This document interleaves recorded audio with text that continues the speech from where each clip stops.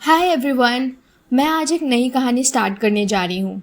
ये कहानी मल्टीवर्स से रिलेटेड है, जहाँ इंसान भी हैं, अजीबोगरीब जानवर भी, और एक अजीब दुनिया जहाँ कुछ भी नॉर्मल नहीं है। अब आपको मल्टीवर्स तो पता है, जहाँ कुछ एक सा नहीं होता, और मल्टीवर्स में ट्रैवल करने का सही तरीका भी किसी को नहीं पता।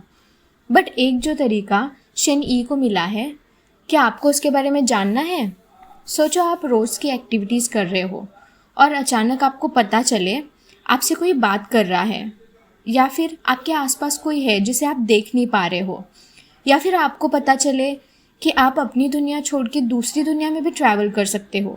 तो आपका रिएक्शन क्या होगा? मैं तो खुशी से पागल हो जाऊंगी। बट मल्टीवर्स कैसा है ये किसी को नहीं पता, तो साथ में डर और अनएक्सपेक्टेड चीज़ें तो होंगी ही। तो बिना टाइम वेस्ट किए हम शनि के पास चलते हैं और देखते हैं कि वो अभी क्या कर रहा है और उसकी लाइफ में ये मल्टीवर्स का चैप्टर कहाँ से आया। ये है शेन ई।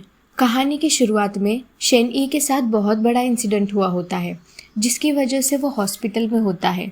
बट आधी रात को अचानक उसकी आँख खुल जाती है और उसे अपने बेड पे एक दरवाज़ा लटकते हुए दिखता है। उसे पहले तो लगता है कि ये दरवाज़ा ऐसे ही इधर लटक रहा है। वो दरवाजे के पीछे भी देखता है तो वहाँ कुछ नहीं होता। उसे लगता है उसके साथ कोई मजाक कर रहा है। फिर वो दरवाज़ा खोल के देखने की सोचता है, और जैसे ही दरवाज़ा खोलता है उसे वो डोर अंदर खींचने लगता है और वो अंदर चला जाता है। वहाँ बहुत अंधेरा होता है। फिर वहाँ किसी के कुछ चबाने की आवाज़ें आने लगती है। जब शनि पास जाता है तो उसे एक बड़ा सा स्केलेटन दिखता है, जिसके मुंह से खून टपक रहा होता है।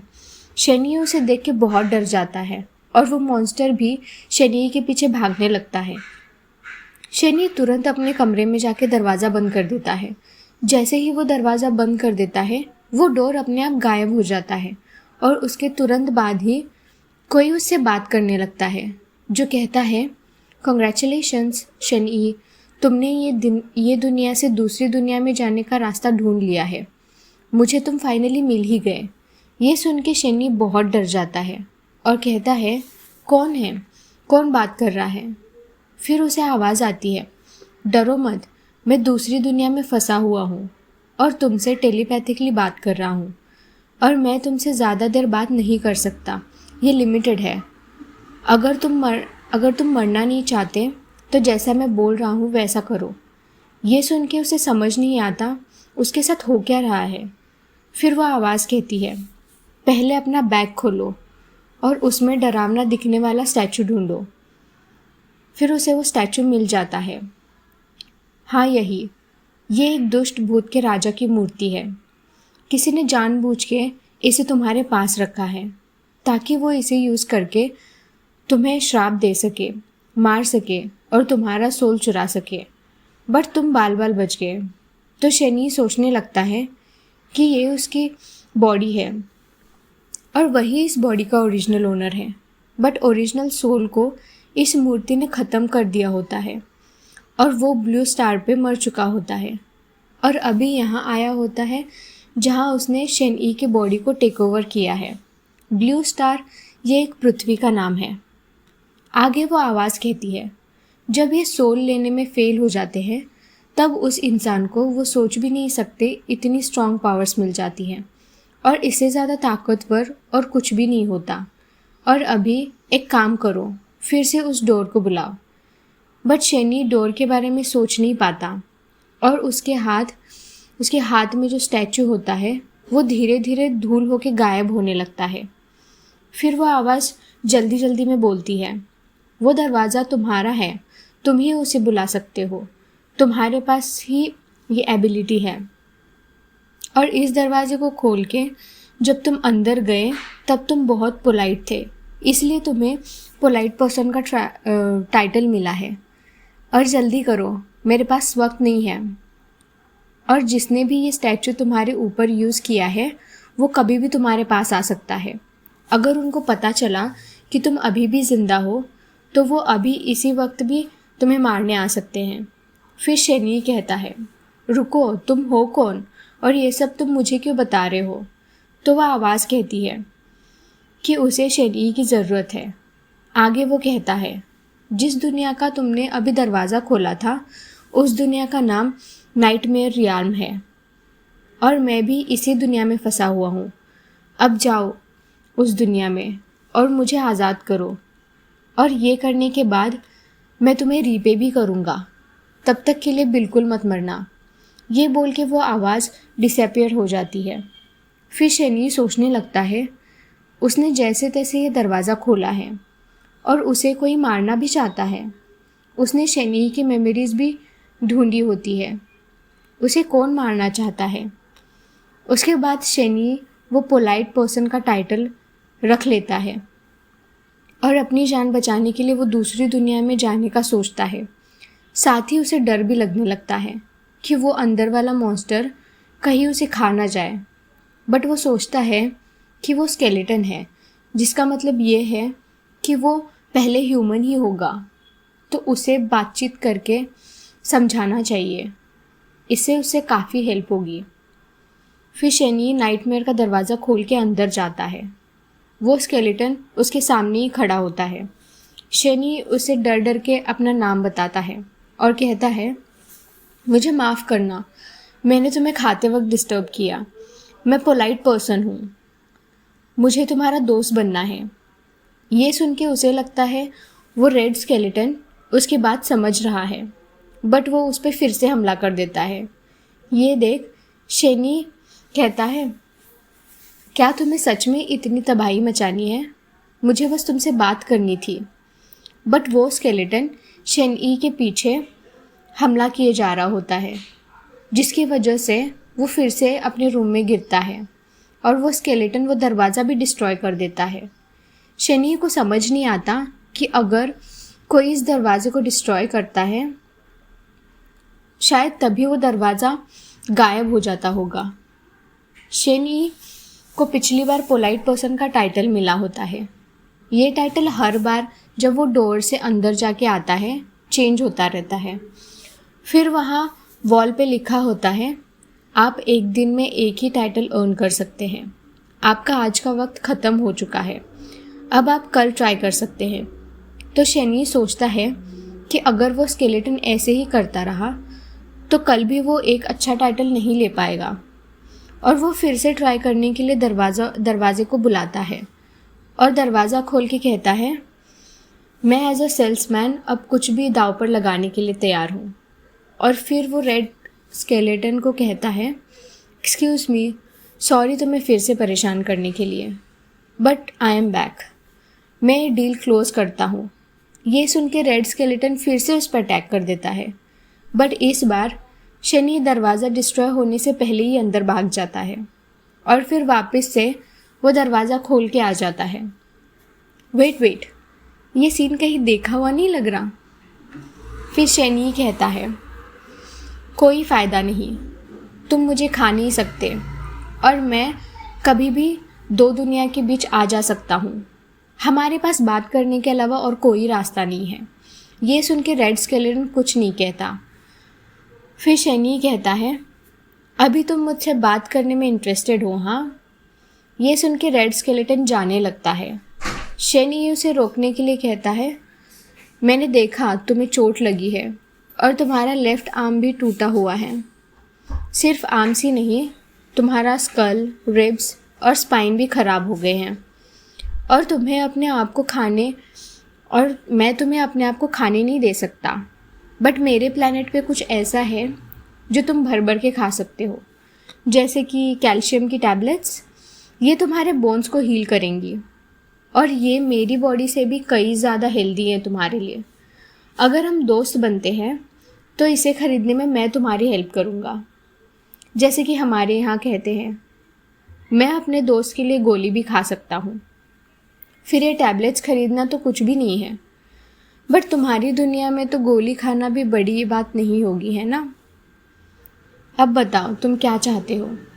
तभी रेड स्केलेटन अपना हाथ आगे करता है। शेनी को लगता है कि ये स्केलेटन मारने वालों में से नहीं है और उसे अब कुछ और तरीका अपनाना पड़ेगा। बट रेड स्केलेटन इस पर हमला नहीं करता। वो एक कॉन्ट्रैक्ट भेजता है जिसका टाइटल होता है इक्वल एक्सचेंज। जिसमें लिखा होता है कि शेन ई और रेड स्केलेटन एक दूसरे को हेल्प करेंगे, और अगर उनमें से एक को भी लगा कि सामने वाला हेल्प नहीं कर रहा है तो वो कॉन्ट्रैक्ट उधर ही ख़त्म हो जाएगा। ये बोल के रेड स्केलेटन शेन ई को वो कॉन्ट्रैक्ट साइन करने बोलता है, और इसी तरह उनके बीच ये कॉन्ट्रैक्ट बन जाता है। शेन ई इस बात पे बहुत खुश होता है कि उसे अब gatekeeper of nightmares and reality का टाइटल मिल जाता है, और उसके लिए ये भी लिखा होता है कि उसने शैतान के कर्स को भी ओवरकम किया। कॉन्ट्रैक्ट के बाद अगली सुबह शेन ई अपने घर पे होता है। उसके मॉम और डैड उसे रेस्ट करने के लिए कहते हैं, बट शेन ई कहीं जाने के लिए जल्दी में होता है, और उसके डैड उसके लिए कैल्शियम टैबलेट्स भी लेके आते हैं। शेन ई अपने पास्ट लाइफ में अनाथ होता है, बट इस लाइफ में वो बहुत खुश होता है। फिर वो घर से बाहर जाने ही वाला होता है कि वहाँ पुलिस आ जाती है और कहती है कि वो शेन ई के केस से रिलेटेड कुछ बात करने के लिए आए हैं। पुलिस उसे बताती है कि ऐसे इंसिडेंट्स बहुत कम होते हैं जहाँ बचना बहुत मुश्किल होता है, बट इसे अपनी किस्मत समझ के भूल जाना। फिर शेन ई खुद से कहता है, नहीं, रियल शेन ई मर चुका है, उसे किसी कर्स वाले मॉन्स्टर ने मार दिया है। बट क्या अगर ऐसा फिर से हुआ तो सब लोग इसे एक हादसा समझ के भूल जाएंगे। फिर पुलिस थोड़ी देर शांत रहती है और कहती है, शेन ई मुझे पता है तुम अपसेट हो, बट हमें तुम्हें कुछ इम्पोर्टेंट बताना है। वो हॉस्पिटल जल्दी बंद हो जाएगा और वहाँ कोई नहीं आ पाएगा, और अब वहाँ कोई विक्टिम नहीं बनेगा। इस पे शेन ई उसे थैंक यू बोलता है, और कोई उसे टारगेट कर रहा है ये भी कहता है। फिर पुलिस कहती है, तुम बस एक मिडिल स्कूल के बच्चे हो जिसका इतना बड़ा सोशल सर्कल भी नहीं है, और हमें ऐसा कोई नहीं मिला जो तुम्हें हेट करता हो। अभी हम चलते हैं, हम आपको परेशान नहीं करेंगे। जब पुलिस जा रही होती है तो शेन ई सोचने लगता है कि वो मॉन्स्टर इतना पावरफुल है कि पुलिस भी इस केस में कुछ नहीं कर पा रही, और गवर्नमेंट ने भी इसे दूरी बना के रखना सही समझा।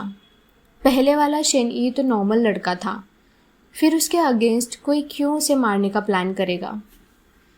उसके बाद सारे पुलिस ऑफिसर्स बाहर चले जाते हैं, और उसमें से एक सर्जेंट वापस आ जाता है और शेन ई को अपना कार्ड देता है और कहता है, अगर तुम्हें कुछ अजीब दिखे तो मुझे तुरंत कॉल करना। बट शेन ई सोचता है कि पूरी गवर्नमेंट इसके अगेंस्ट कुछ नहीं कर पा रही है, तो एक सर्जेंट क्या करेंगे। लगता है ये अपने ऑर्डर्स फॉलो नहीं कर रहे। फिर शेन ई अपने आप से कहता है, जबकि अब ये खबर फैली गई है मैं ज़िंदा हूँ, तो अब मेरे पीछे जो भी आएगा उसे मैं आसानी से नहीं छोड़ूंगा। ये बोल के वो फिर से नाइटमेयर का दरवाज़ा खोल देता है और एक स्माइल देके कहता है, बिग स्केली, तुम यही हो ना? मैंने तुम्हारे लिए टैबलेट्स लाए हैं, क्या तुम्हें ये चाहिए? ये लेने से पहले बिग स्केली एक क्रिस्टल निकालता है। बिग स्केली ने अपने वॉर के वक्त उसके दुश्मन का अंश जो उसके पास होता है वो उसे टैबलेट्स के बदले में दे देता है, और स्केली का दुश्मन एल्फ होता है जो किसी में भी स्किल, नॉलेज और टेक्निक पैदा कर सकता है। इस क्रिस्टल की मदद से शेन ई कोई भी नॉलेज ले सकता है और कोई भी स्किल आसानी से सीख सकता है। 11th सोल्जर की टेक्निक मूनलिट डियर वॉक, शेन ई को ये टेक्निक सीखनी होती है। इस टेक्निक में उसे बचना, भागना और एल्फ्स की तरह फाइट करना भी सिखाया जाता है। अब शेन ई को लगता है कि वो अपना बचाव खुद कर लेगा। उसके बाद उसने जो टैबलेट्स लाए होते हैं वो उन्हें स्केली को दे देता है। टैबलेट्स लेके स्केली अंधेरे में छुप जाता है। शेन ई सोचता है कि उन दोनों ने एक कॉन्ट्रैक्ट साइन किया है, बट फिर भी स्केली अंधेरे में छुप गया है। फिर वो मूनलिट डियर वॉक टेक्निक की प्रैक्टिस करने का सोचता है, बट तभी उसे दरवाज़ा खुलने का आवाज़ आता है। उसे लगता है कि उसके मॉम और डैड वापस आ गए हैं, और वो वापस अपने रूम में जाने का भी सोचता है, तभी उसे पीछे से कोई आवाज़ देता है, तुम सच में अभी भी जिंदा हो? ये कैसे हो सकता है? ये सुन के शनी चौंक जाता है और पीछे मुड़ के देखता है तो वहाँ एक अजीब सा दिखने वाला इंसान होता है। वो शनी से कहता है, देखते हैं तुम किस चीज़ से बने हो। क्या लगता है ये कौन है? क्या ये मल्टीवर्स से आया होगा? शनी ने रेड स्केलेटन के साथ मुश्किल से डील किया था। अब उसके सामने एक नया इंसान आके खड़ा हो गया है और उसे पता भी नहीं है वो उसकी दुनिया से है या फिर किसी और दुनिया से। अब शनी के साथ क्या होगा ये हम देखेंगे नेक्स्ट एपिसोड में। अगर आपको ये वीडियो पसंद आई होगी तो लाइक, कमेंट और सब्सक्राइब करना बिल्कुल मत भूलना। Thank you everyone for watching this video. See you in the next video. Bye bye.